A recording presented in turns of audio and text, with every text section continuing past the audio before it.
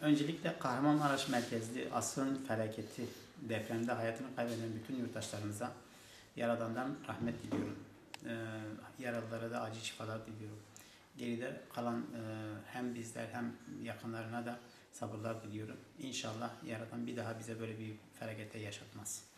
Ve biz bu felaketten de ders alırız. Biz Cizre Ticaret ve Sanayi Odası olarak bütün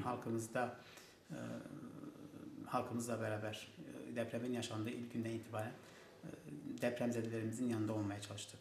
Bu yönde işte gıda ürünlerinden tutun, battaniye, hijyenik ürünlere kadar elimizden ne geldiyse halkımızla el ele vererek ilk etapta 2 tır bir malzemeyle deprem bölgesine gittik, Hatay'a.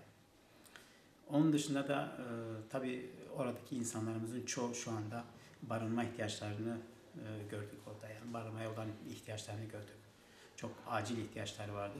Bu yönde de Cizre Organize Sanayi Bölgesi'nde faaliyette bulunan bir fabrika acilen kendi üretiminin dışında konteyner üretimine başladı. Biz Cizre Ticaret ve Sanayi Odası olarak hem üyelerimiz hem yönetim kurulumuz ilk etapta 20 adetlik bir konteyner alımı için sipariş verdik.